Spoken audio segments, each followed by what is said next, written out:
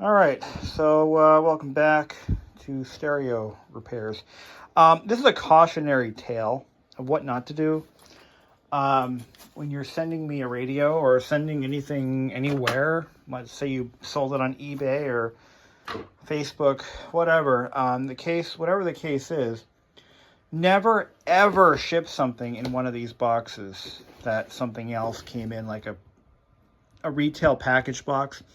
So these boxes are meant to go on a retailer's shelf, and when they're shipped, they're placed in an overpack, a heavy cardboard overpack.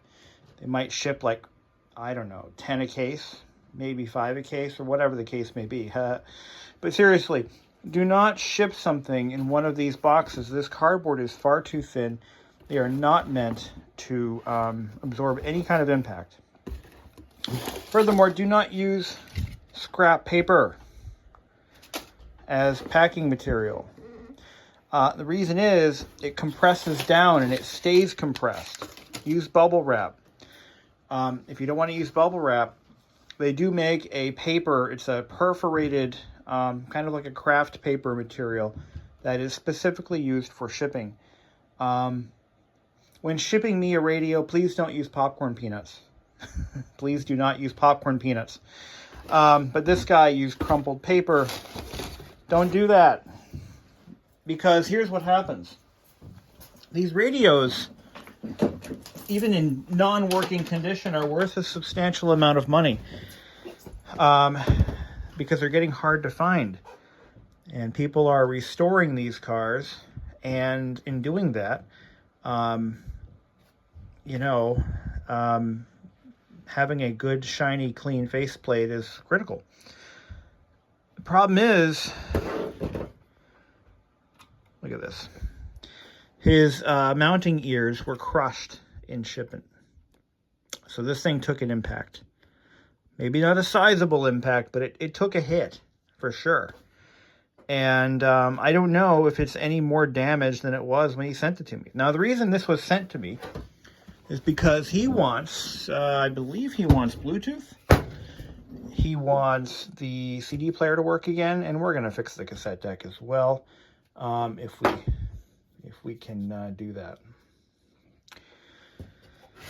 But now I got to straighten these out before I ship it back to him, which, I don't mind doing, but it could have been avoided.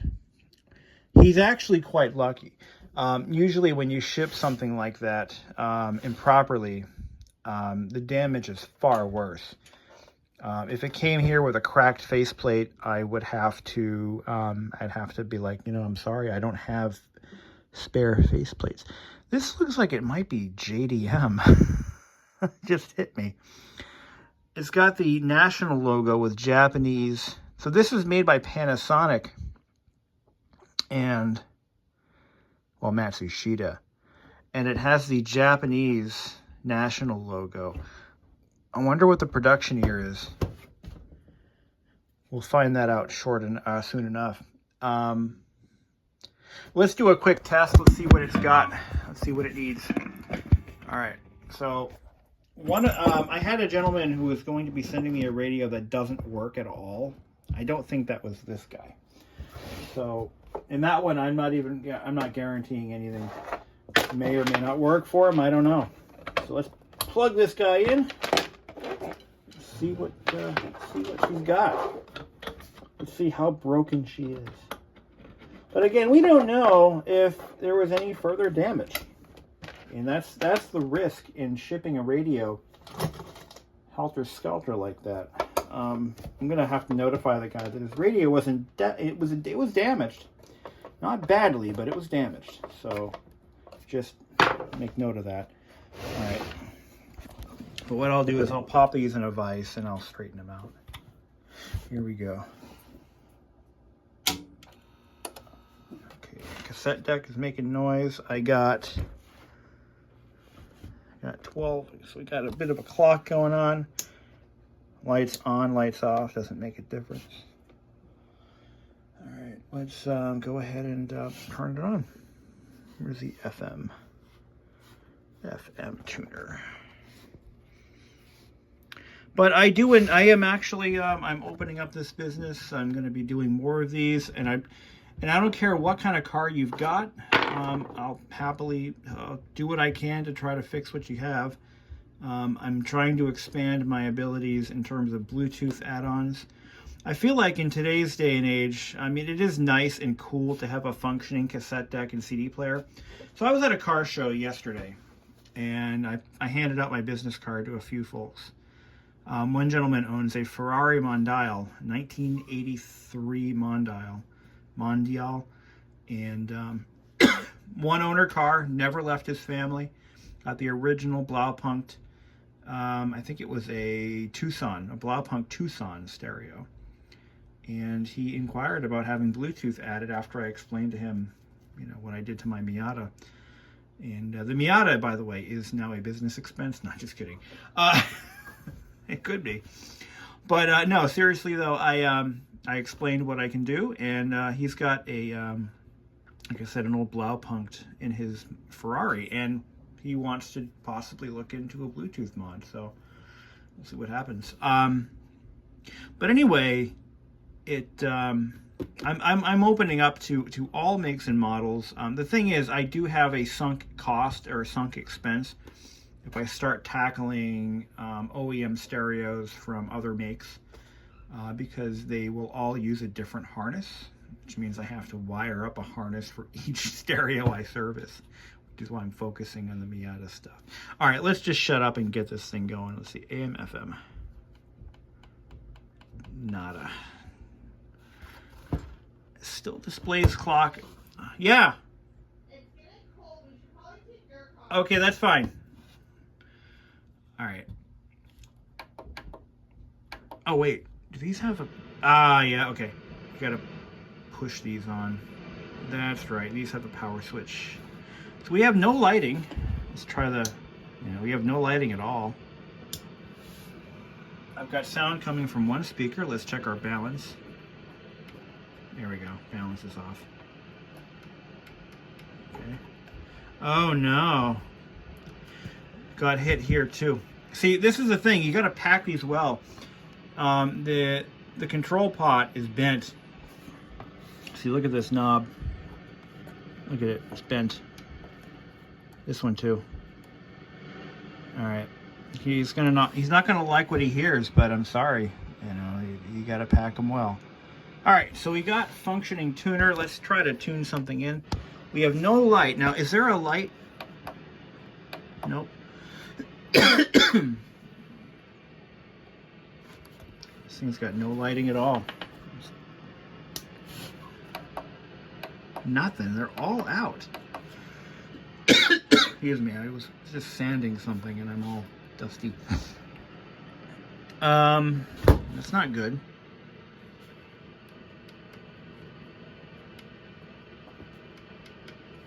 Oh, I just lost sound from the other speaker.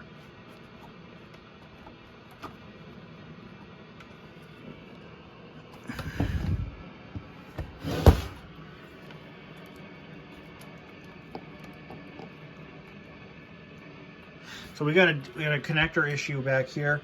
One speaker's cutting out. See? So probably a broken solder joint back there. Cassette deck. Let's check the cassette deck. Oh, we got light again. Nope, no we don't. So this thing's got issues. And it just shut off. Oh my. It's not this connector, it's... Alright, so I think we have an idea as to what the hell's going on. We got broken solder joints. Oh, wow. Okay. Let's see what's happening. Okay. Cassette deck won't load. Okay. Let's try CD. We already know the CD player doesn't work.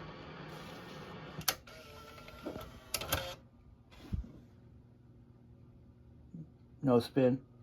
Okay, so So no spin. It's a lemon. Let's see if we can save her.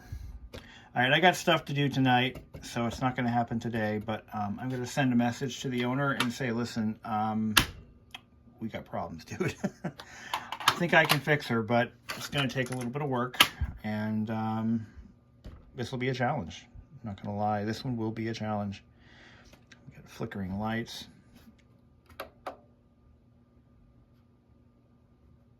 Yeah. You know, it's possible that it got hit hard enough to damage the switch, and that's entirely reasonable. I think that might be what happened. So I'm going to send him a message and say, listen, all right, when we return, we'll hopefully get somewhere with this guy. All right, now for the fun part. We've got to pull this guy apart and see what the hell's going on. So I notified the owner, hey dude, your stereo was destroyed. Well, I mean, we don't know that yet. I really don't know the entirety of what all was wrong with this stereo before he sent it to me. I'm not aware of... I don't think we really talked about it that much, but it pays to talk about these things before you commit to fixing them, because you never know what you're going to come across, right? Right? So anyway, that all having been said, let's dig in and see what the hell is going on. It's missing a couple of screws on the mounting brackets. I do believe the owner of this stereo has taken this unit apart before, so there could be some mixed matched screws. We don't know. We don't know what he did. He says he replaced the back. This is a clue. Clue number one. He replaced the back of the stereo, which is the amplifier and power supply side of this thing. It's this piece right here. I guess he must have had a part stereo at some point, and he replaced that. He says because there was rust. We don't know how bad. We don't know what the cause was. Ooh. Oh my God, are you serious? Seriously? By the way, this CD player is from 1995, if anyone wants to know that. This is not okay. Are you kidding me? You serious, dude? Am I being punked? Am I being punked? Are you for real? All right. You know what? I'm starting to get an idea as to what I'm going to be getting from people. These, seriously, what was this thing in Katrina? Are you kidding me? You guys can't see what I see yet, can you? Probably not. Well, you'll see it soon enough. Let's pop it open. Are you for real? No wonder I was getting...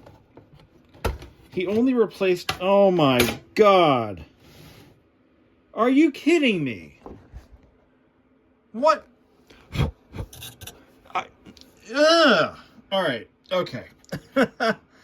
Look, if you're going to send me a stereo, all right, if you're going to send me something to fix, to modify, to rejuvenate, don't, look, if you see rust, don't send it to me. I don't need this in my life. I just don't need this. This thing is junk. But is it fixable? Well, the thing that really bothers me is all of this is corrosive. So iron oxide, which is the chemical name for rust, is corrosive, okay? It's corrosive, and it will cause further harm down the line. I'm not equipped to deal with this level of damage. So everything in this is shorted. I'm going to send the gentleman who owns this an email, and I'm going to suggest that he find another stereo. End of story. I'm not going to go through this thing. Jesus Christ. This is not what I signed up for. But I guess I did. You know, in a way I did. The last one that was sent to me, the guy sent me 2 stereos. And one of them was Titanic grade, rusted to shit. The other one was actually in pretty good shape. So we fixed one of the 2. But this thing, if I had a parts stereo, which is what this is a parts stereo. It is not a restore candidate. This is one that you get for parts. And I can't... Oh, wow. Look at this. Didn't notice this. So, this got crushed in shipping. So the whole chassis got torqued. Which... No, this is a parts unit. That's all it is. Just a parts unit. I don't think I'm going to save this guy. But he did say that he replaced the amplifier because of corrosion, but he didn't think to replace anything else. Which is heavy corrosion here. Like I said, this dust, this is corrosive, not corrosive. It's conductive. This is conductive, so it can, and some, like for example on the tuner board where there's a lot of integration, a lot of parts there, you know, this isn't something you can just, maybe we can, but now I'm noticing that the entire chassis is damaged. Now what caused this? Well, it's a pretty simple explanation. This stereo at some point, oh yeah, the whole thing is twisted. Well, I don't think he's... Now, another thing I want to point out, for those of you prospective clients, which I welcome new business, I'm trying to make this a sustainable operation here.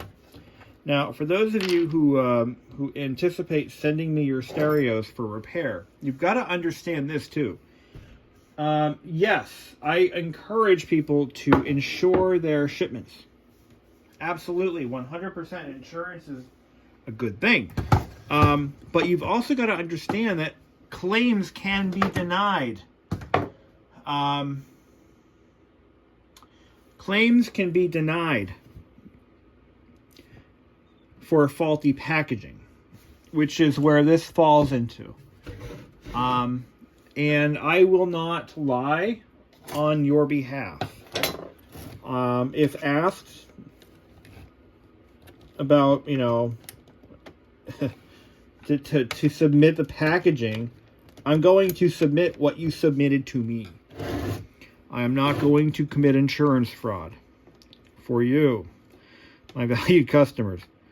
Him and I have got to have a little chat about this situation. I don't know if he knows how bad the stereo really is. It's pretty rough. Not what I was expecting. Let's take a look at the faceplate. Let's see if there's any obvious damage to that. These Panasonic stereos, as I learned in the last one I had in here, you've got to be super careful because the faceplate is connected with a set of pins, and those pins can get bent, broken, otherwise destroyed. Let's take a look here. I don't see any obvious damage, but it wasn't really the faceplate that got hit. It was the board behind it, which is this guy, and you can see, oh my, well, that board might be cracked. Let's take a look at it. So the impact hit it right in this corner when it was dropped. And yeah, it was dropped for sure. But what we're looking for are any cracks in the board. And I suspect we're not going to find a crack, but we will find broken solder joints. That's pretty much a given at this point. So this guy was made in 1995. So it's quite new. It's like a spring chicken. 1995 this thing was made. And we're going to see if we can save it. Now, I'm looking at using it for parts at this point. But I think what I'm going to do is that we're going to tear into it. We're going to take a look at it. And chances are I'm going to just send it right back. Now, I have a clause in my agreement where you send me your stereo. If I can't do anything with it, I'm going to send it right back to you. Unless you want to sell it to me, and I don't think I want to buy this one. Although, there's a lot of good parts on this radio, actually. Maybe I should offer to buy it from him. This comes off very easily. And we can see, oh, we got some bent pins here. Looks like the entire chassis on the back side, look at this. Every one of these pins is evenly cut over. It's evenly skewed, which indicates that, and this one's been bent before and straightened, which indicates that the whole chassis is likely twisted a little bit. Oh my, this thing is in sad shape. Let's take a look at the back of our connector board and see if we have any broken solder pins or joints. Now, I was specifically looking at the connector, and we do indeed have a broken joint right there. And if we look at our plug, what does that pin correspond to? Tell me it's lighting. I bet you it's lighting. No, looks like a speaker. So it's actually a speaker that is cutting out, and that explains the speaker cutting out. Okay. And I got slightly broken there. On the CD player side, which is the round connector here, got a broken joint there. That looks like a ground. We've got a broken pin there as well. Wow, this thing's got some broken solder joints. It's the second time I've had a Panasonic in my shop, and it's the second time I've found more than one broken solder joint. Those are an easy fix. We can fix that up pretty quick. But what concerns me, this is your tuner right here, and it is never going to be right again. There's a lot of damage there. Crap. I mean, we could fix that. Potentially fix it. I mean, I don't see any leaking caps or anything obvious going on here.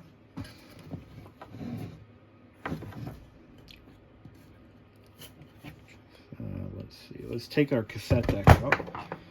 So on the Panasonics, the cassette deck is mounted on this little brace system here. We're not even looking at the CD player yet, but I already know, based on symptoms, I think I know what's wrong with that. And that I have everything I think I have everything I need to fix the CD mech on hand. It should be okay. So the cassette deck just pops out.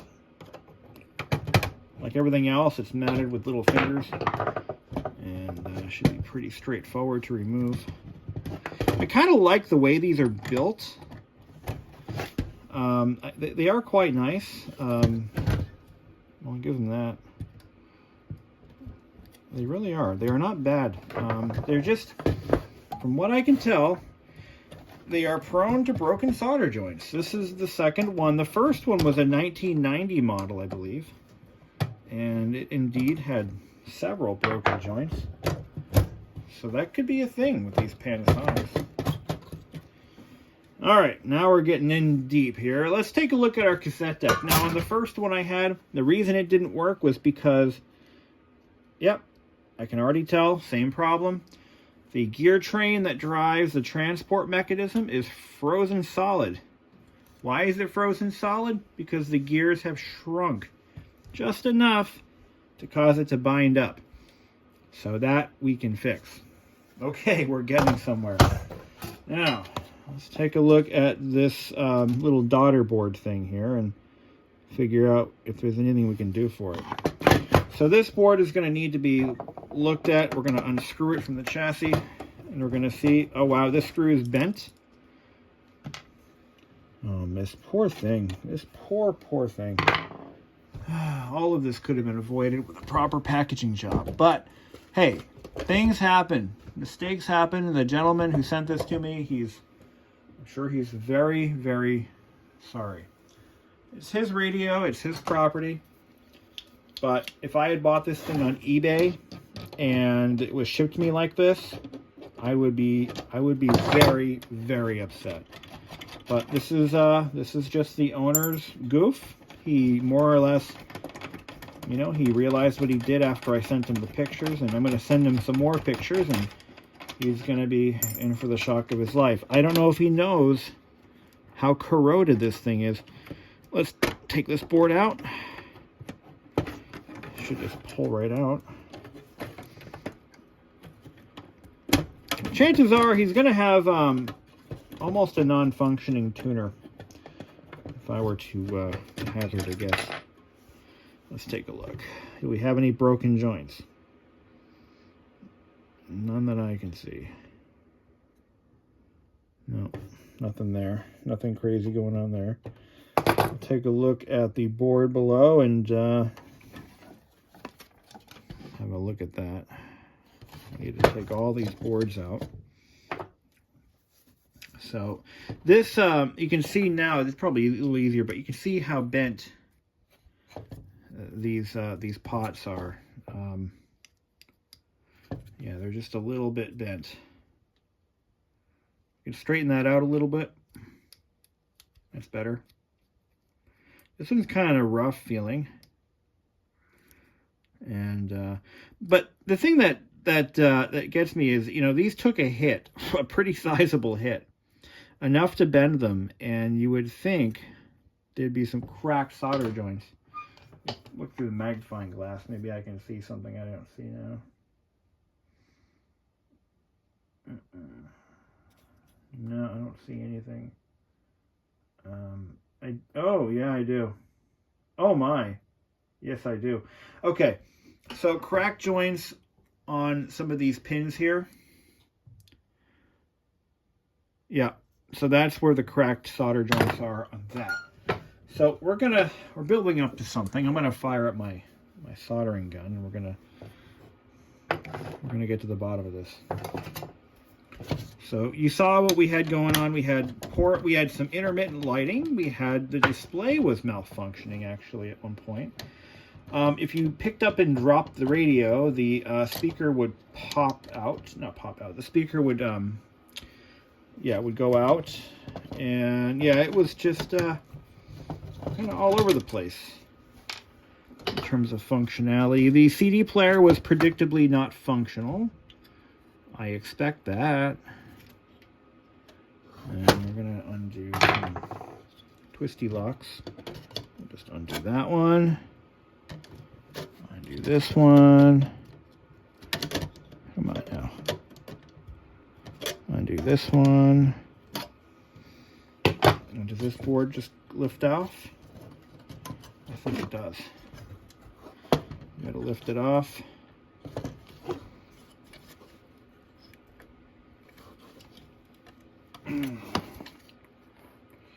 Yeah, I feel bad. I mean, this poor guy had high hopes and everything, and well, let's just see if we can make this thing work again. And then we can talk about mods. So for me to modify your stereo, it has to work, you know? Oh, there's a ground right there. We gotta pull that off. Desolder it. See if that frees it up. It should.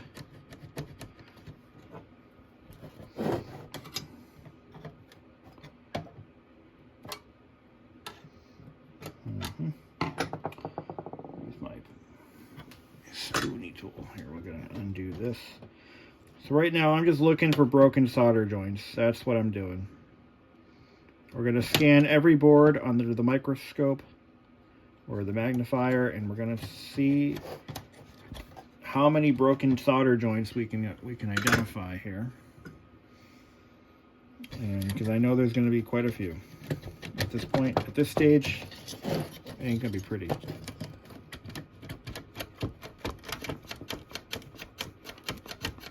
come out. Come out wherever you are. All right.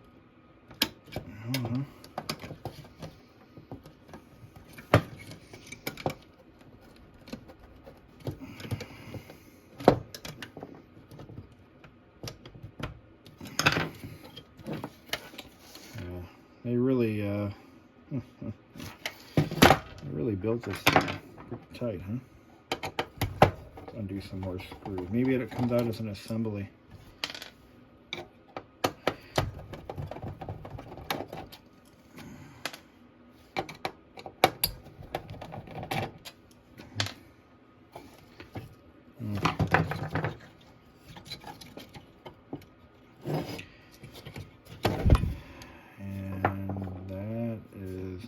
Separate piece, neither is that. Let's get this all apart here.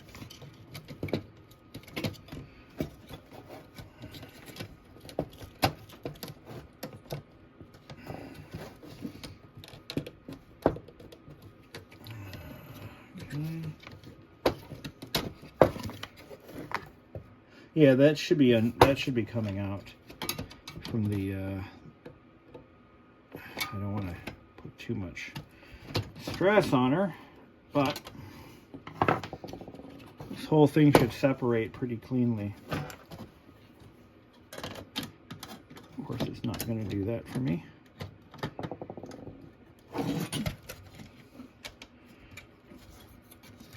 But my purpose in making this video is not to shame the owner of the stereo, but to prevent this from happening again. By making sure that everybody knows that when you send something like this to an individual to be repaired, you really want to do your best to make sure that it goes out well packaged, you know. It's absolutely critical that happen. I'm not trying to shame this poor guy because this is really his loss. I just want to make sure that you guys know that I can try to fix your stuff, but if it comes to me in horrible shape, worse condition than it left your place in, it just makes this job a lot harder, you know. Normally this would be a routine job, you know, fix the cassette deck, fix the CD player, bada boom, bada bing, onward and upward. But because it's damaged beyond belief, fact or fiction, it's a good show, by the way. Because of its excessive damage. You know what I mean?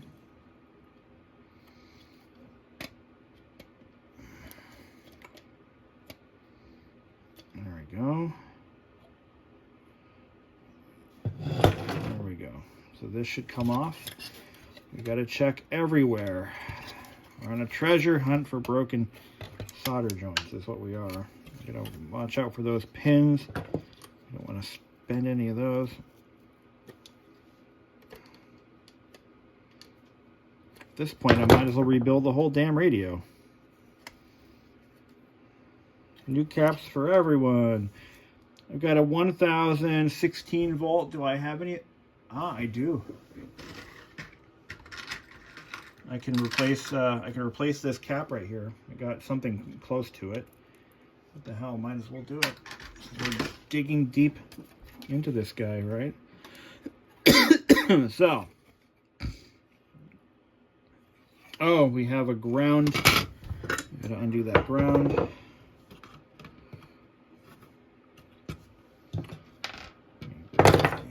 My forceps.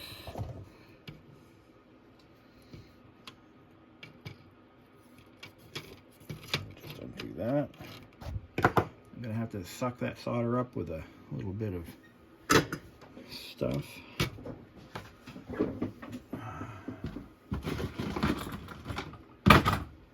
Okay, there we go.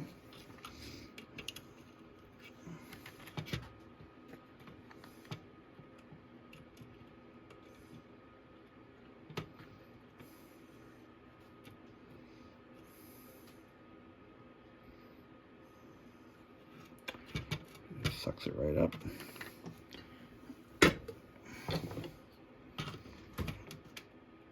Okay, so that should just come undone. We got a lot of bent pins. Not bent, but torqued pins, I should say. Okay.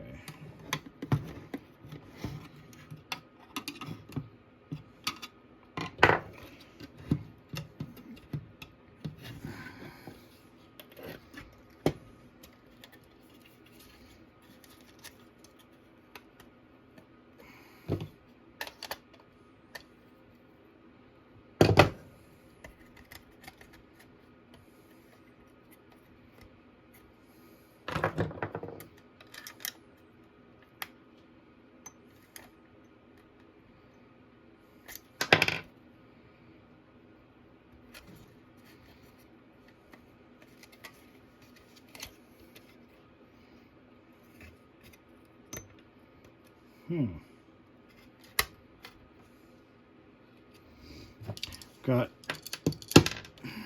this guy here. Heaving.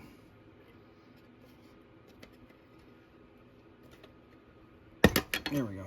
Okay, you're in. All right, I got my light with my magnifier, and I'm gonna look, especially around any connection point, for any cracked joints. Because where there's one, there's more.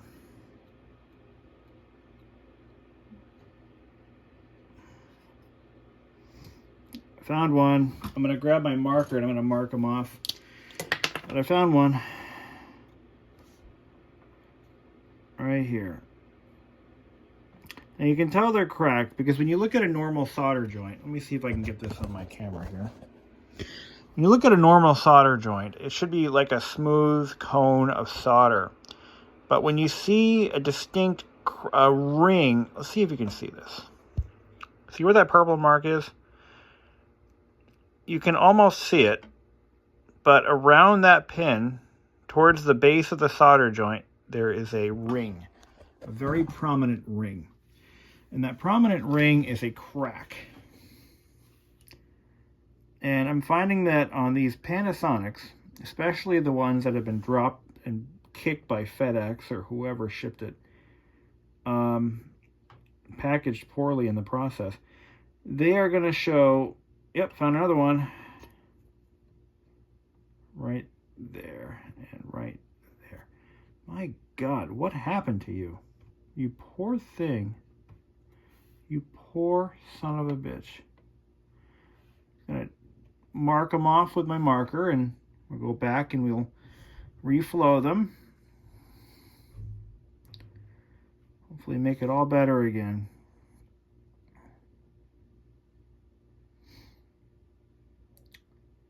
But this stereo is going to need some really close scrutiny before it leaves my bench.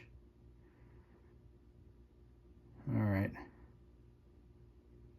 Okay. I think we're okay. I mean, they kind of stick out like a sore thumb when you find them, though. But this board looks to be in pretty good shape. It didn't get wet. I think I might have found another one, but I'm not sure. So I'm going to mark it anyway, and we're going to reflow it. So let's go ahead and do that. All right. We'll just grab the soldering iron. I'll clean the tip. We'll grab some solder, and we'll go to town. So we'll get this one here. We'll just flow in some new solder along with that. Now this looks like it might be unleaded solder on this radio. By 1995, a lot of manufacturers were at least flirting with the idea of lead-free solder. So there's a very good chance that that could have been a contributing factor. So lead-free solder is much more brittle than leaded solder. So it has a higher likelihood, I believe, of cracking under not duress, but under tension. Not tension. You know what I'm saying. In extreme environments, your leaded solder kind of holds up a little bit longer, you know. That's why a lot of hobbyists still use it. It's not because we like to poison ourselves. It just works better. It flows better. It's just better. Anyway. I'm just going to reflow a lot of these. Alright. So as for his tuner board, assuming I'm not going to be able to find another one, which I don't think I will, we're going to have to figure something out, I guess. I guess I can straighten out the chassis a little bit. And, yeah.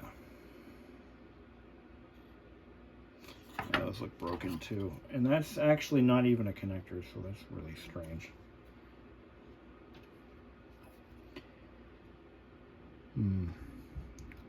Very sad that this all occurred like this. Okay. Alright, so there's that board. Now let's go to our amplifier board where we found at one of the connectors, we definitely found a broken joint. And it's, you can see it from space, it's so bad. Actually, two of them. Let me see if I can show them on camera here. But I'm going to show you with my iron tip here. Right here. You see there's a crack there, there's a crack there. Touch it.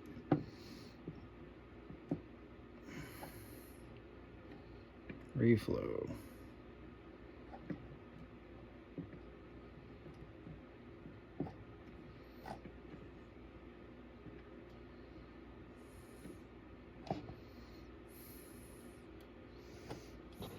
And on the CD player board we found, or I'm sorry, the plug, we found a crack there. This one looks pretty stressed. We're going to fix that one. Just reflow them. Reflow them all because we're in there anyway. Make sure that we don't flow them together. Nobody likes a bridged connection.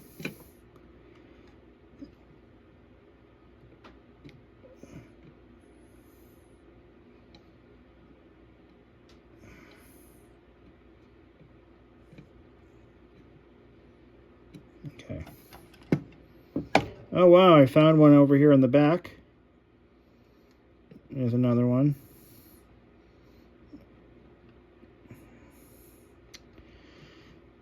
Okay.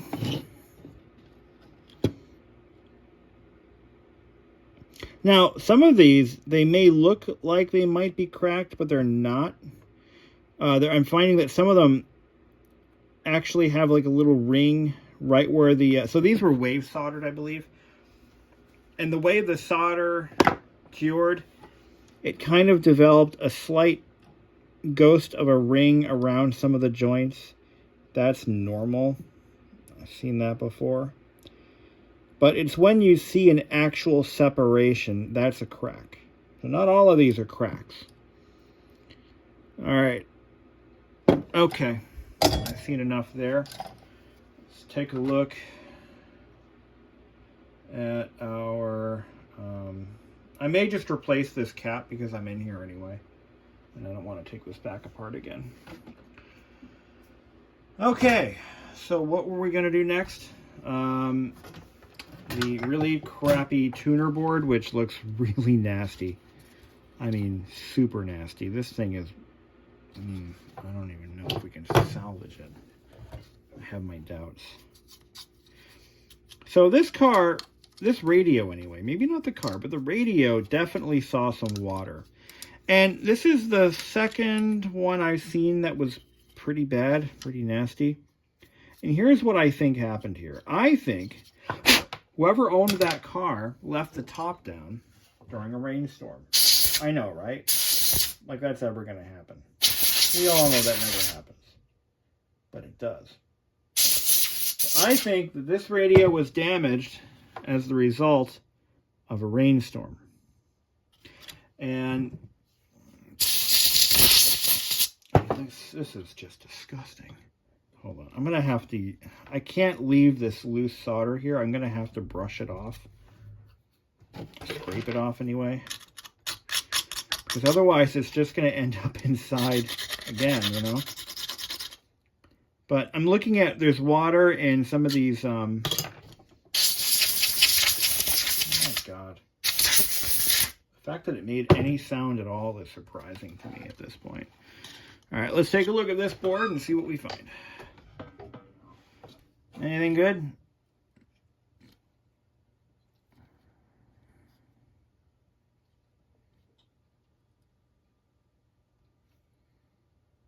I found some corrosion damage on the bottom side.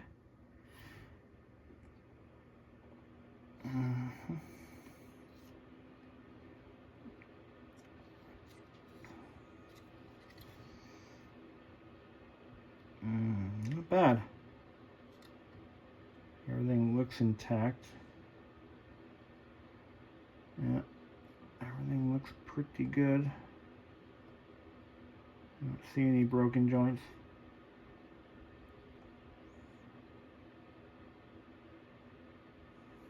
Okay. Yeah. All right. I don't see anything wrong with this one other than what's obvious.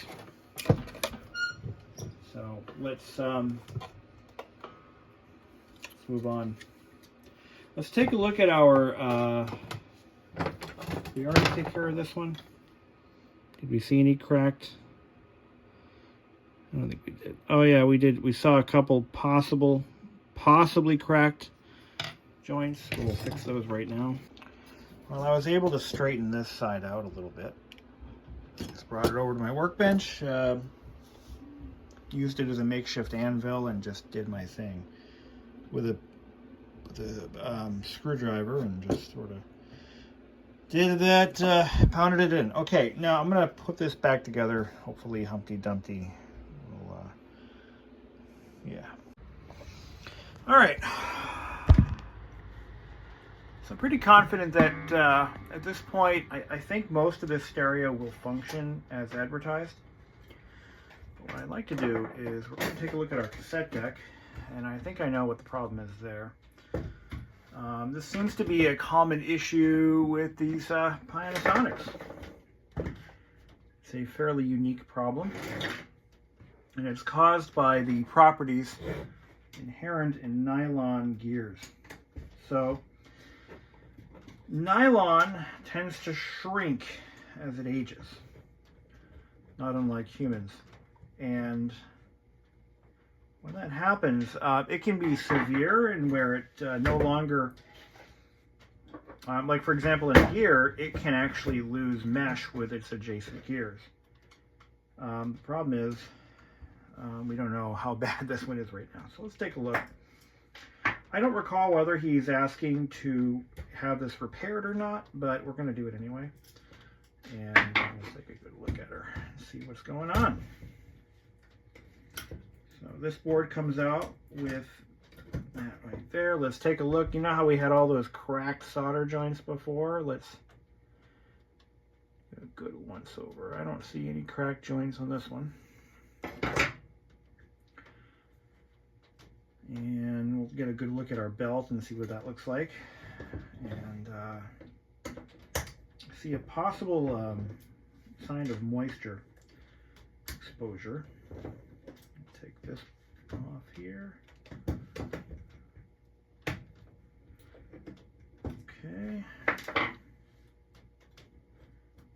that guy off. How's our belt look? Oh, that belt's good. This is a good belt. We're not changing our belt. It's got good tension. Okay. Definitely could use some lubrication though. So we'll pull the belt off. We're going to clean the belt with some alcohol. It has good stretchiness to it. This is a good belt. There's no need to change that out. The nice thing about these Panasonics that I really like, and I kind of wish the Pioneers shared the same philosophy. These are a one belt deck. So the transport control is done via cam. And as I learned in a previous video, and I showed you guys as well, yes, we got to take this board off. This has to come off too. So this comes off. And it comes out of its little socket. This comes off like so. Oh yeah, these have to come out. These are our cap stands. They're identical. There's no need to worry about how they go back. And it looks like, what is holding it up here? Yeah, so it's stuck. There we go. So one of the things I learned about timing on these is that you have to assemble it with the deck in the down position. So you want to, and then that twists like that. That's really stuck, isn't it? Twist it, pop it, pull it. There we go. All right, and as I thought, yeah, these gears are solidly stuck to the shafts. What we're going to do is we're going to put a cassette in there, and we're going to manually cycle the deck to tape in position.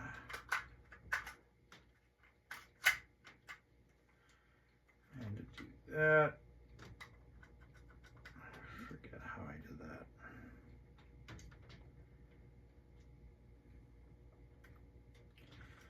Yeah, with a tape in here, it should easily roll. There we go. So that's unlocked. We're going to get some lubricant on the tracks. And we should be able to get this cassette deck freed up and running again pretty easily, actually. These are quite nice to work on. Just kind of grease it up.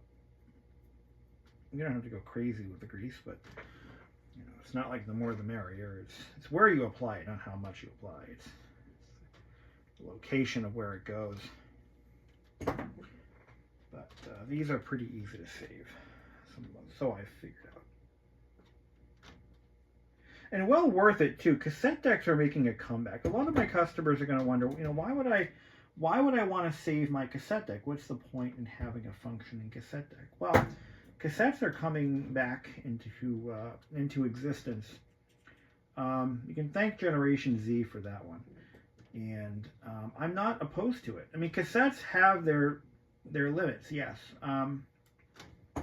But they're also a crucial piece of recording technology in that a lot of folks grew up making their own mixtapes. A lot of relationships were started with mixtapes. You know, there's a girl or a guy or whatever, and you know, I happen to be. In my case, there was if there was a girl that I liked, I would have, made her a little mixtape. You know, it was a thing. You know, you had to be there. You know, girls would make tapes for guys, and vice versa. And that's just how we did things back in the day. Well, in all seriousness, I grew up in the early 2000s. That's when I was in, high school age and such, and we didn't do mixtapes. We did mix CDs, but similar, right? Okay. Let's try to get a tape into her. Let's try to manually roll it. So it's unlocked. And now in order for the tape to draw in, it has to, that has to be, there we go. And then the tape should drop down. I've got things in the wrong order here. All that does is, how did I do this? I've done this before. I think it's hung up here. Now, why is it hung up? Let's lift it up. There we go. Oh, okay. There we go. So the head's in place.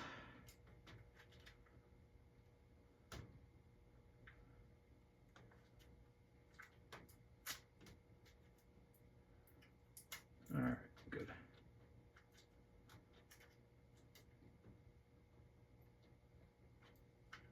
And then this has to be, okay, so that's where we want it, right about there.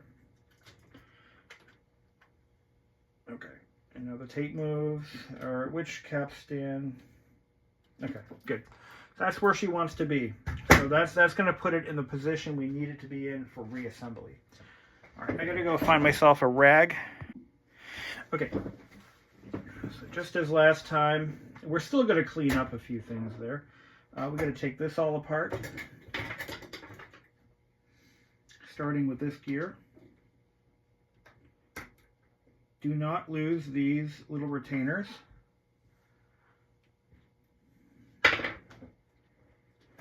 Yeah, she's solid. Now we don't want to break the gears, so we have to try to work our way into, here we go, as close to the center of the gear as possible. There we go. There's one ringy dingy. Okay, this is a little jack or counter gear, counter rotation gear that has to come out. Two ringy dingy. And you got this guy right here.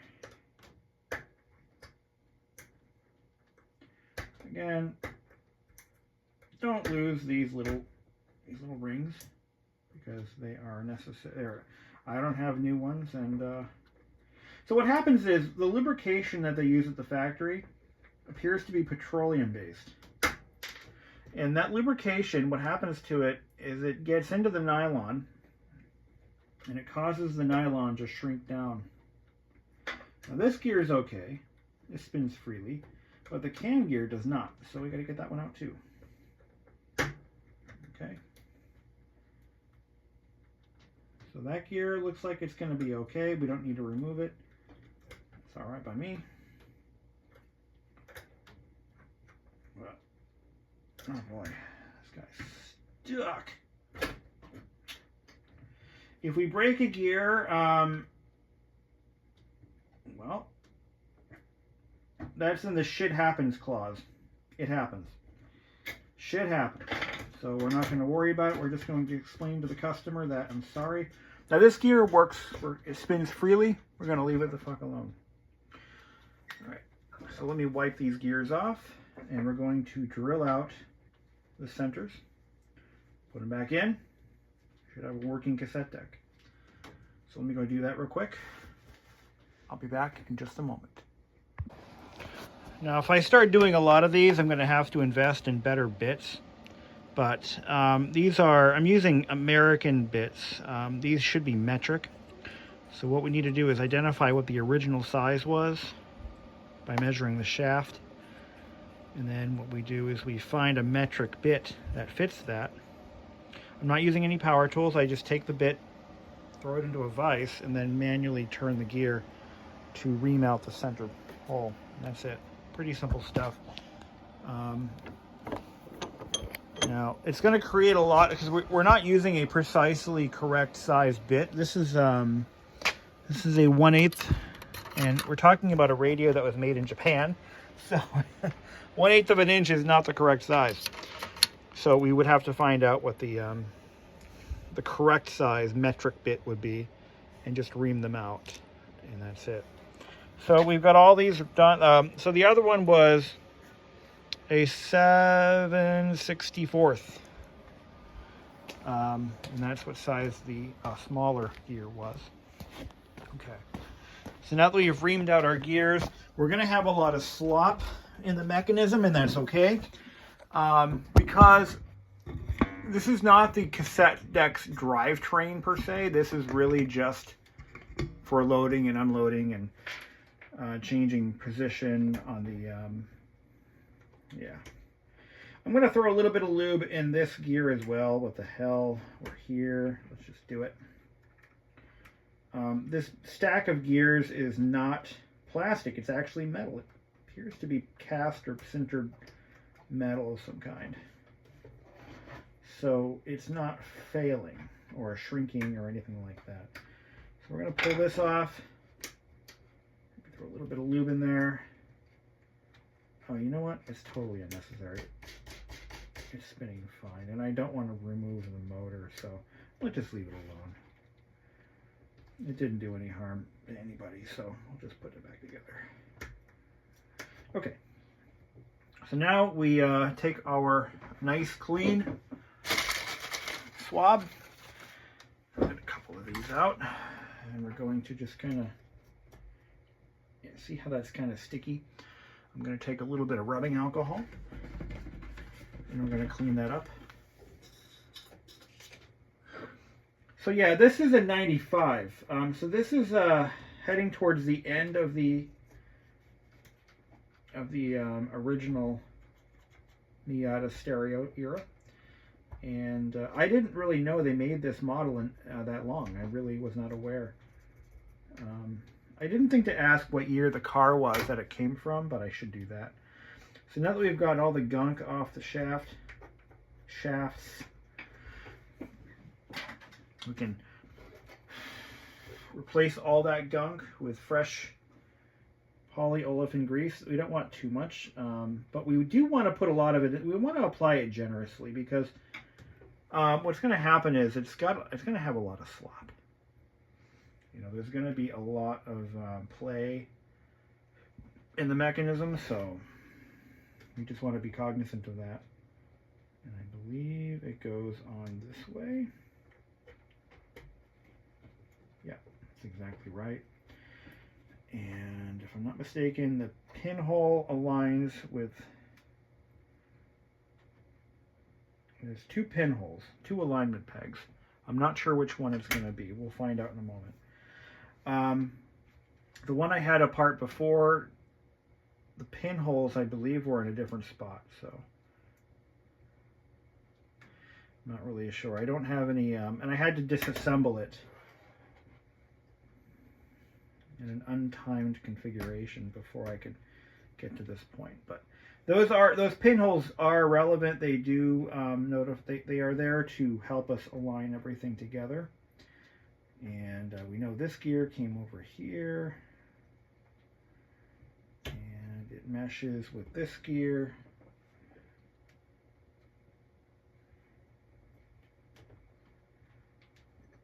And then this gear. So see how much play is in that mechanism, though? Yeah, that's the problem, really. I mean, you can't put it together without all that play. That's why I need to get some different sized bits. What I'm saying is, it's unavoidable with the materials and supplies I have on hand. But if I had just, if I had a brooch, they're used often in clock maintenance, clock repair. But see how they mesh? See, they mesh just fine. It's just a little sloppy. That's all. And that's really that's the only crime, really. They just don't mesh very nicely, and let me rephrase that. They mesh fine, but there's a lot of slop. So we're gonna put a lot of grease in there, to help deal with the slop and to prevent any future wear, any further wear and tear. Okay. Let me put our last clip in place. But I can guarantee you this, it'll never happen again. There's never going to be a time where yeah, see, look at all that slop. That's not ideal. But anyway. So now we've got to figure out what the position should be in when the deck is in the downward position. So it should be pretty easy to figure out. Let me just make sure it is correct. Okay, so that's down. All right. So the cassette, the play head's engaged, the pinch rollers are engaged, and this is unladen. So as I said earlier, you can't assemble it unless you've got the mechanism in the downward position. So let's try to line this gear up to something. If I could only find a service manual for this thing, I'd be in business. All right, I think it lines up about here. Okay, so this is in the downward position. Let's see if that corresponds. I think it does. I think it does. Yep. I think so. Let's see. No, it doesn't. It does not. It does not quite line up. That's what I was afraid of.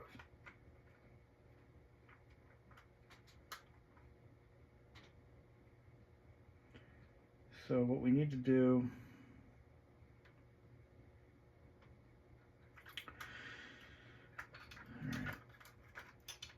We need to roll this over a little bit more.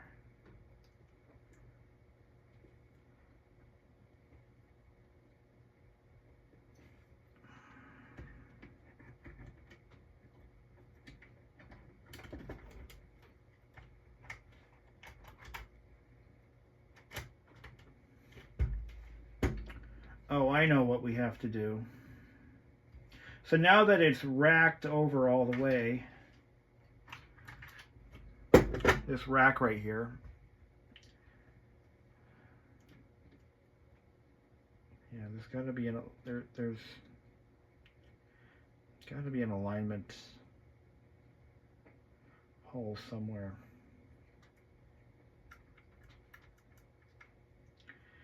We may have to retime it after we get it together, and that's how we'll know.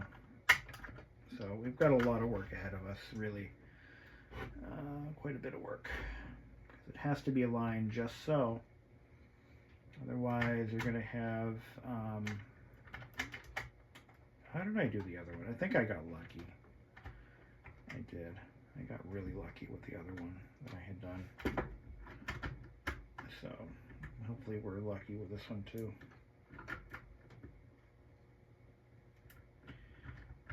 Alright.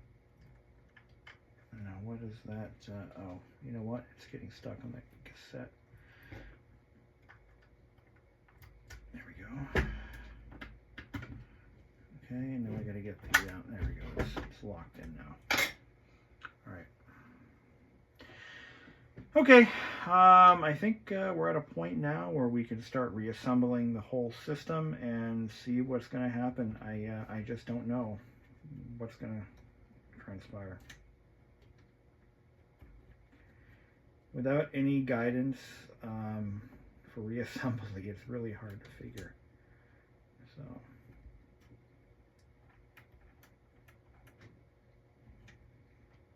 All right. I'm going to have to wing it then, I guess. That's in its neutral center position. And I'm going to put I'm going to clean the shafts on those cap stands. You got to clean the cap stands, you got to clean the belt, get any oxidization off of it.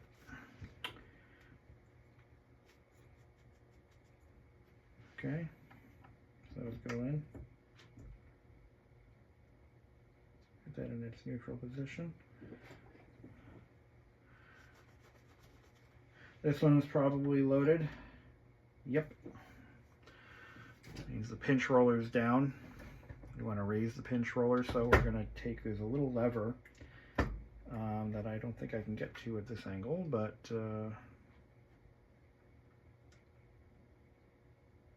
maybe I can drive it on, or I'll go like this. There we go. Okay, perfect. And we got this cover that's got to go back. Oh, we got to do the belt. Let's do the belt.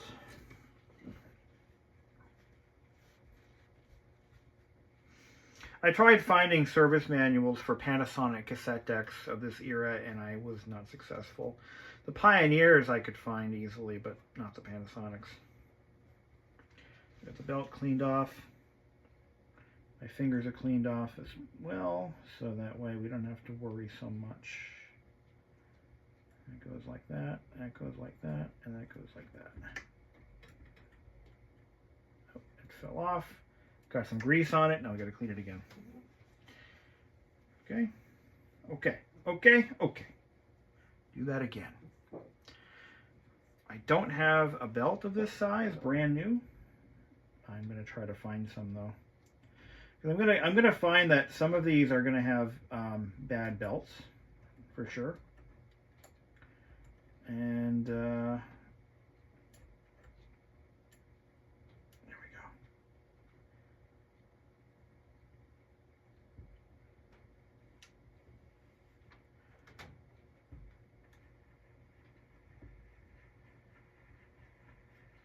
Yeah, that works fine. Dab of grease here, dab of grease there. And we're gonna go put it assemble. We're gonna put it together, and we're gonna check our timing and see how far off we are. I know we're not at the end of the. We're not at the end of the.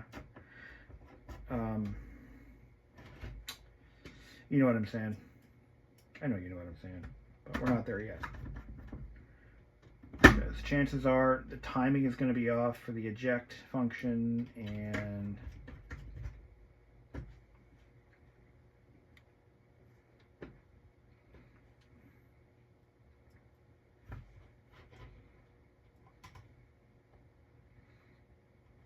get these screws in. Oh wait, that screw goes somewhere else. All right. The unfortunate thing is we can't test it disassembled. Like, it has to be assembled. And that's the unfortunate part of this being a Panasonic, is they were not built to be run on a bench. And yeah, they're just a little difficult to work on. Pioneers, you can have one completely disassembled and basically test each individual component easily. It does not seem to be the case with these. And why is that not threading in? That is the correct screw. There we go. Awesome. All right, what did I miss? I think I got them all. Okay. So we've got our bases loaded. We got a cassette in there. Smothered some lubrication all over the place, and we're gonna. Oops! I just unhooked that stupid spring, and I didn't mean to.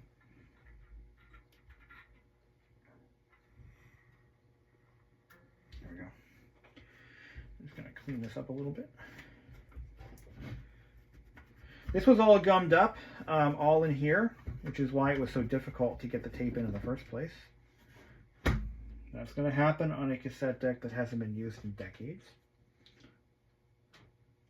All right. There we go. Put a little bit of this, a little bit of that, a little bit of this. See, this is kind of gummy too, but not too bad. Put a little bit of grease on the worm. Now, this polyolefin grease is not supposed to cause nylon to disintegrate like the original grease did. It's supposed to not let that happen. So here's to hoping. Okay. All right. Now, how does this go together? And there should be a plug that interfaces with over here. There we go.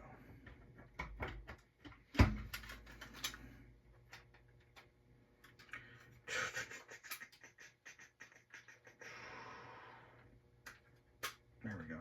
That goes there, that goes there.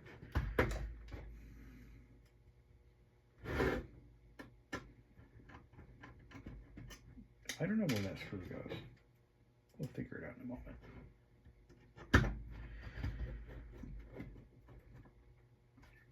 Okay.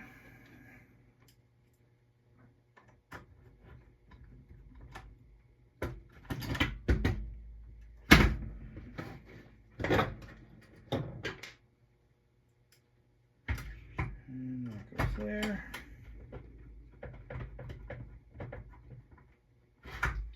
still need to clean the heads and the pinch rollers. So even if it works, it's got to come back out so we can do the rest of the work needed. Okay. Let's do a quick little pass. I think I had missed a screw somewhere, but I'm not seeing where it goes. So I guess I'm not going to worry myself sick over it.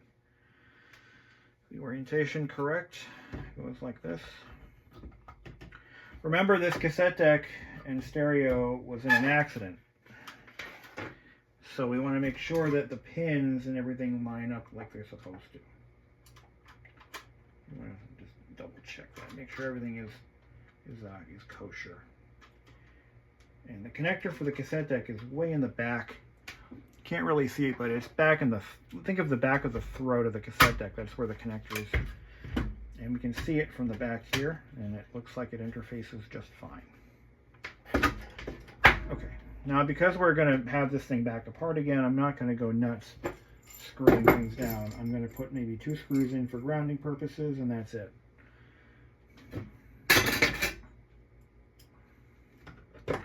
We're going to run it with the covers removed, but I'm going to have to snap the faceplate on, which is a challenge that I'm going to go over in just a moment.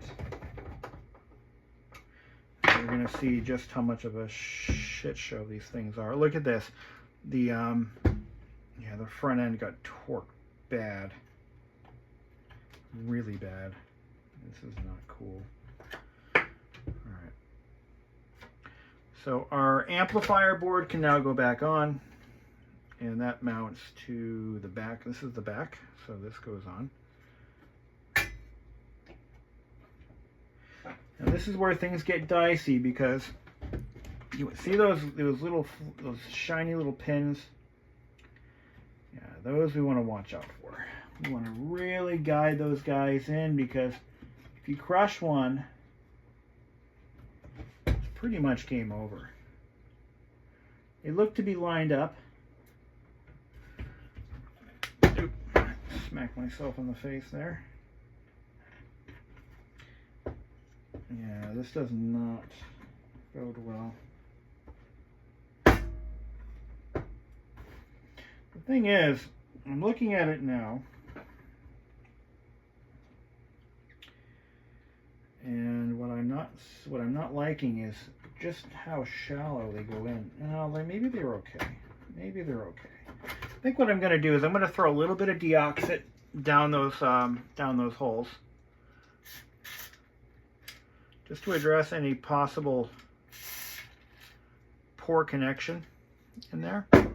This stuff is okay. It's non-conductive, so it's not going to cause us any grief.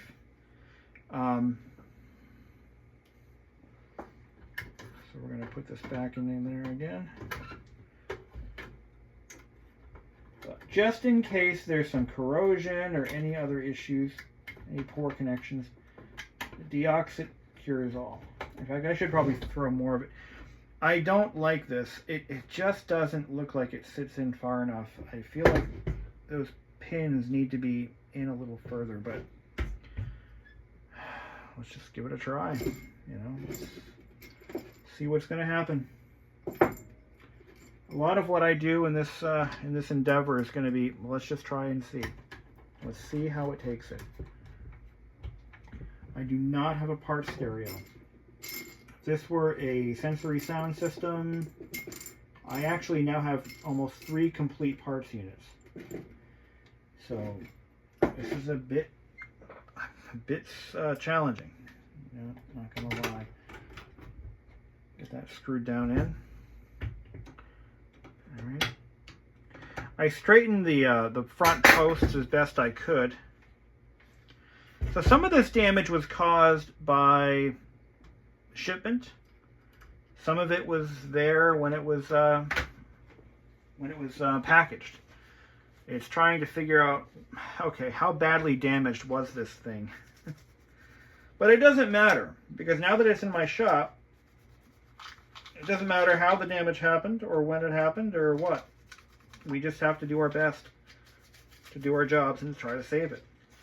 Now, I've been thinking about, all right, how do I handle stereos that were sent to me that I put a lot of effort and work and time into. So far I've put about 2 hours or so into this thing and just trying to fix all the various problems. And how do I bill for that?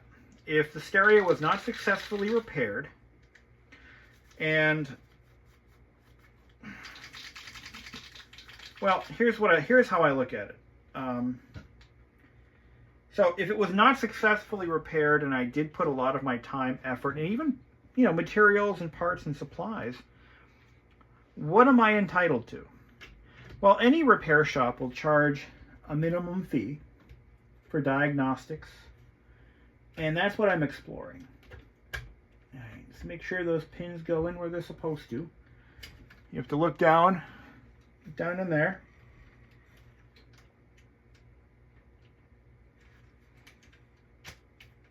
Okay, I think we got them. There's not really much of a window in there I can look into to see, if the pins are aligned. I can't really get in there with my... I just can't see what's happening in there. So I just have to hope that everything lined up correctly. At this point, we can go ahead and all right, now this is important too. Okay, these these Panasonics, if they do not have a CD player hooked, now this is important to know, and I just hope that the people who need to know this have watched this video so far. So the way they're designed, and I suspect the Pioneers are the same way. The plug on the back where the CD player connects is a it requires a jumper if there's no CD player installed. So if you've got a car or you find one of these that does not have a CD player and that plug is missing, it's a little plug, a little black plug that goes back here.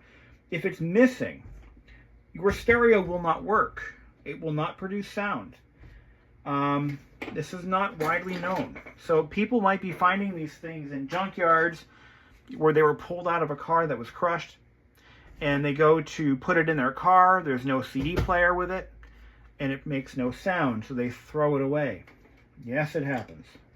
Well, I'm here to tell you that the reason it doesn't play is because there has to be a jumper. And so this stereo won't produce sound if I don't put in a jumper. I don't have a jumper. Looking at the wiring diagram, oh God, that screw's stuck. I need to pull something out. I need a ground. There we go. So what I'm saying is, yeah, got to plug in the CD player. Yeah, there is a way to jumper it so that it will work, but you have to do something. Okay. Now is the point where we see if we succeeded in any of our efforts. Here we go. I'm going to set this to amps. I'm watching for amp draw. If it spikes, it goes off immediately. Here we go. No spiky. Okay, the cassette deck made some grinding noises. Let's see if it ejects. Nope. No ejectee. Turn it on.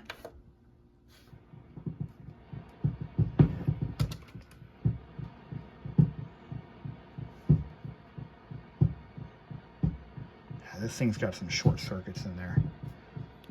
Okay. Let's see if the tuner works. It changes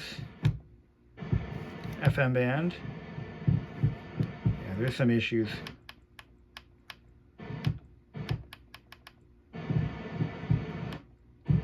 We'll get to the bottom of that eventually. Hold on.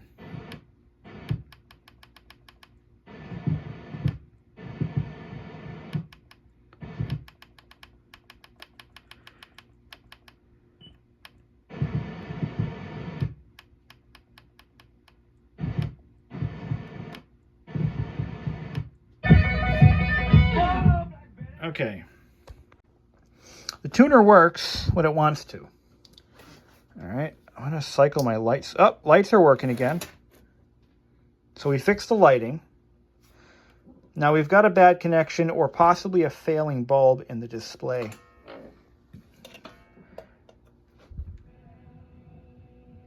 And we've got an issue with one of the channels, with that channel right there cutting out. Yeah.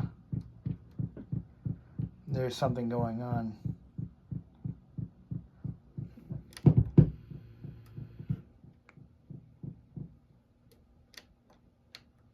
Yeah, the cassette deck is no go either.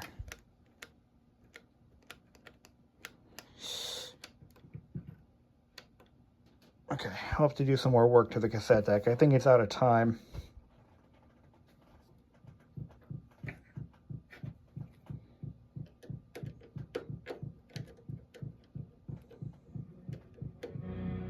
All right. We have fixed a few problems, but we still have a channel out.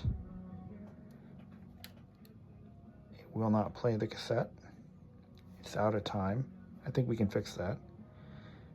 I'm going to take a look at the lighting. See, now it's fine. There's a bulb out here on this side.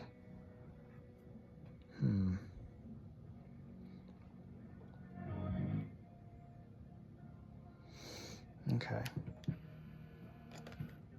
Yeah, that's also out of position too. This door is supposed to be all the way open for that to work.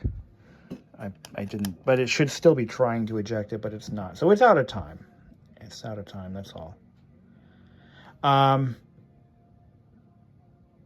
Okay. But now this is working. The tuner works. Surprisingly. Okay, I got some more work to do. Okay, so I got the cassette deck timed correctly. And I'm just going to suture up a few screws here. And I'm going to demonstrate it for you. So what we're going to do, I'll just put that in there. Okay. So I've got my power supply set to about 6 volts. And what we're going to do is, I'm going to put it backwards. So with the assembly set up like this, you can actually cycle it. You just need a sacrificial tape. And we're going to make sure that, so before you reassemble your stereo, right, you want to make sure that everything is lined up and it clears and everything is happy and stuff. So we're going to eject the tape by applying power to this motor. Okay. Now we're going to inject the tape by reversing polarity. Here we go. If all's well, the tape will fully load in and the head will come into contact. The pinch rollers will pinch and you should be able to roll tape manually like this. Don't mind the pinch roller that just fell out. And looks like it's gone. The tape's very loose. So it pulls the tape. Yeah, this tape is in pretty bad shape. It's very loose. We are going in the right direction, so it should be, yeah, there it goes. It's tightening up. Anyway, there we go. Okay.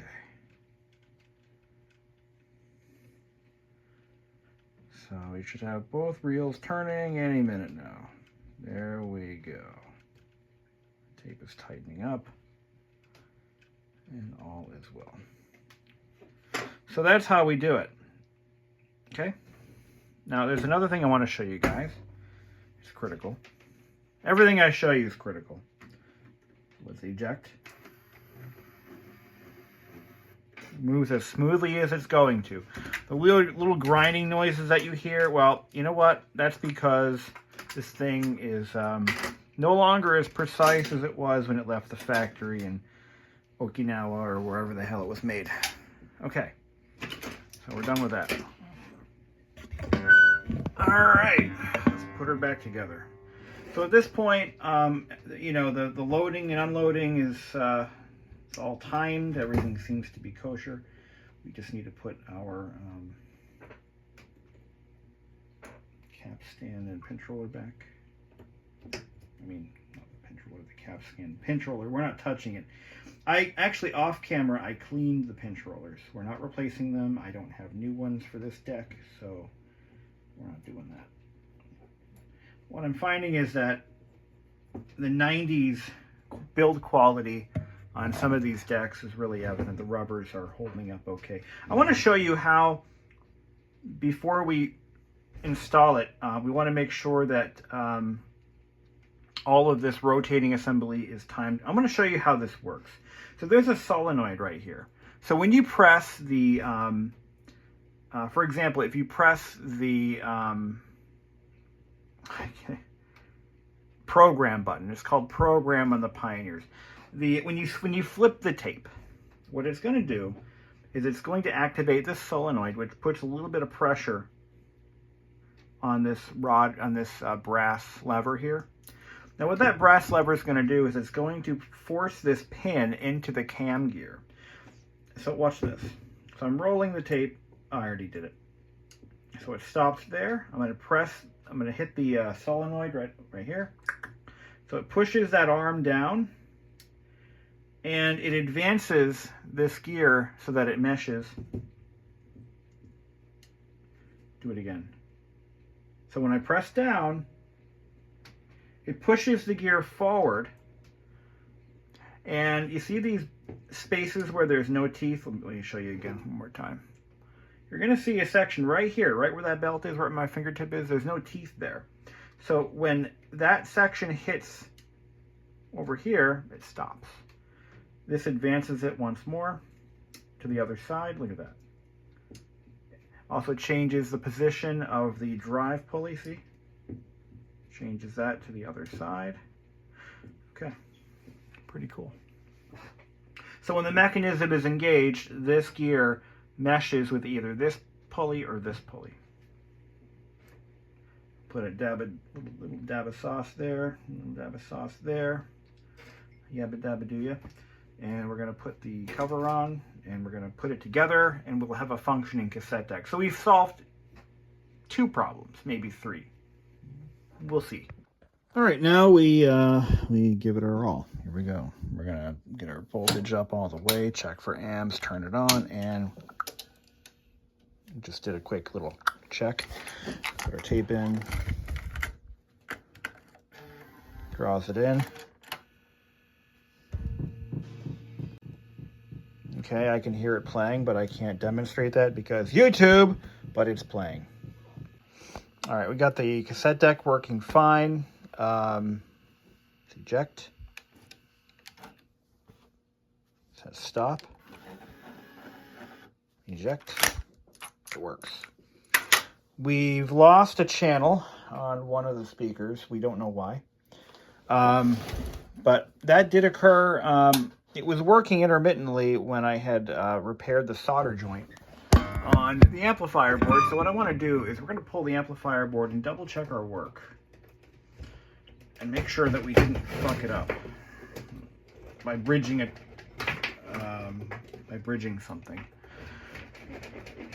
I should probably take the whole the whole amplifier board apart and see what's going on in there. So the amplifier board was replaced with a select used part by the owner, not the previous owner, by the current owner. I don't own this, by the way. This is not my property. But anyway, he replaced that board, and we don't know if it was a good part or where it came from or anything. I should ask the owner where that came from and find out what it is, man. We also don't know if maybe perhaps the volume control board was damaged, or not the board, but the actual potentiometer there. That was damaged in the process of what was going on. So let's get a good look at this board and just check our work and make sure that we didn't bridge something, because that happens. And I can already tell you that doesn't seem to be the case here. There's a possibility of a bridged contact on. I see what's going on there. We haven't even looked at the CD player right now because we're not even there yet. We got to get everything else working correctly before we even go there. I want to just scrape between these two contacts. Maybe some solder got in there. Let me look at it closely with my magnifier here. Oh, wow. I'm glad I looked. Yeah, we got a bridge. We got a bridge. So what's happening is we're getting a pulse. If you notice, it goes. You can hear a pulsation in that channel. And I think what happened was we caused this. So let's uncause it. Now I see a bridge there, and I still see I forgot to fix this ground. So I'm gonna let my iron heat up for a minute, and you know, we'll give that a look. Love my Hakko, by the way. My God, this was the best purchase ever. This Hakko is amazing. It heats up quick, and they're not paying me for this. I'm just, look, when I buy a product that works, I will promote the hell out of it if I'm happy with it. And I'm telling you, that was a good move. I wish they would pay me, but they don't. And that's okay, because when people get paid for reviews, it doesn't, you know, sometimes when they get paid for reviews or they get a free product, they try to nudge the reviewer to, you know, to maybe sugarcoat everything. Well, that's why I like it when I see a review for something by someone who wasn't paid to do the review. I tend to take it more seriously. Okay, here we go. So yeah, we've got a short circuit there. No shit.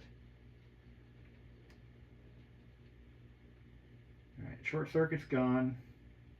Because I don't remember that pulsation being there before. That's fairly new. Yeah, so fix those joints that were damaged.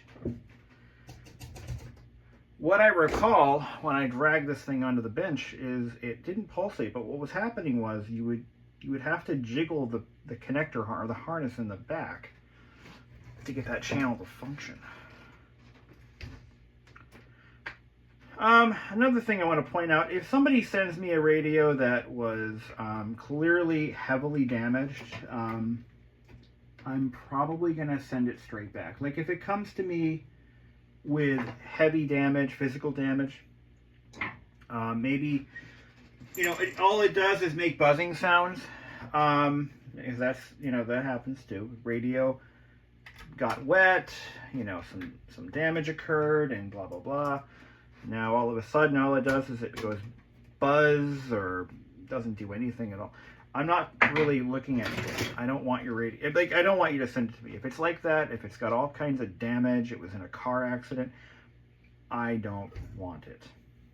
You know, I don't, in other words, I'm not going to fix it because I need to start off with something that's in relatively reasonable condition. Otherwise, what have I got? You know, so I want to avoid taking on projects like that. You know, that having been said, I might be interested in the parts. You know, if you've got one that was destroyed, and I think I can either use the parts or repair it. And you know, if you're not interested, I could probably try to sell one. You know, that's okay too. But we're almost done with this radio. If this works, if I get clean sound from both channels and we're good to go, all I got to do now is fix the CD player and maybe give it a good cleaning, and that's it. And we're done. This wasn't so bad. Once you get to know the products and know how they fail, you get to know what to look for. And well, let's give this a shot. Okay, so we got a blown bulb in the front. We know that. Let's put the tape back in. Did I plug this in? Yeah. Here we go. Okay, we fixed it. So now we got clean sound on both sides. I'm going to test it real quick off camera. Well, I think that's going to conclude it for this video. So we've resolved a few issues. It still has a problem where the tape will go into hissy fits, where it flips from side to side and then ejects the tape. And I don't know what triggers it, but it's motion activated, if that makes any sense. If I jar the system or go like this, it goes into a hissy fit. Obviously in a car, that's not going to fly. So we're going to take a good look at a couple of things. Make sure that I didn't long screw something, you know, when it's putting pressure where it shouldn't be and it's kind of on the verge of We're going to look at it over and see what's going on. But we did fix the original problem. I do suspect an additional broken solder joint somewhere in the system. Tuner works fine, surprisingly. I mean, look at this shit. It works. Okay. What else? I've ordered some lamps. I don't have the correct lamps. The ones that I have are rated for 12 volts. I'm going to put some lower voltage lamps in here. I believe the original ones are rated for 6 volts. So we're going to do that. I put one of my 12 volt lamps in on this side of the display and it doesn't work. I mean, it lights up it very dimly. So it's putting too much of a load on the lamp circuit. So we're going to be ripping that out and putting in something else. The Pioneers lamps run at 12 volts. They run at 12 volts on full brightness, and they drop down to about, I believe, 8 volts on reduced brightness. But on the Panasonics, they run at around 6 to 7 volts, give or take, and on full brightness. And then at half brightness, they're at 5 volts. So using those bulbs isn't going to cut the mustard. So we're going to be taking those out and putting in new ones. CD player will be coming up in the next video. We'll be recapping the CD player. I believe I already have those enough to do one more. So I'll be getting that done in our next video. Overall, I think this unit is salvageable, surprisingly. I'm really shocked, but I think it's fixable. But we do need to identify what is jarring or what is causing the CD player or the tape player to go nuts. And then we'll, once we figure out what that is, I think we'll be in pretty good shape. CD player should be easy enough. I went back on a couple of forums to look at posts that Jeff Anderson had posted. Now, Jeff Anderson was the guy that all the Miata enthusiasts went to when they wanted radio repairs. He has passed away. And what I'm finding is he never really offered a recap job on the CD players, which is why they're failing. I don't know. I never got a chance to talk to the guy, so I don't know what his knowledge of electronics was, but he had a very interesting focus on what he offered for services. Auxiliary jacks were his bread and butter. I will not be offering those. At this time, I am not offering auxiliary jacks. I am going to focus my efforts on Bluetooth mods, because I feel that Bluetooth mods are more future-proof than auxiliary jacks. I mean, nothing's future-proof, really, but I would prefer to focus on Bluetooth mods. Because go and buy a phone today and tell me how many of them come with headphone jacks. And if they do, how many will be redesigned within a couple of years without headphone jacks? Now, tell me how many of those phones are going to have Bluetooth capabilities. I mean, you already got a cassette deck and a CD player. So why do you need, if you've got Bluetooth, you don't need an auxiliary jack. Anyway, that's just my preference, what I want to offer to my customers. So what was I saying? Yeah, so we're going to go ahead and I'm going to take a break for a minute. And when we come back, we'll be doing CD player repairs. And we're going to do a relamp with all new lamps. I just ordered a whole bunch of different types of bulbs. We're going to try a couple different ones, see which ones work the best. Hopefully we'll get this thing up and going and have another happy customer under our belt. So stay tuned for that. Until then.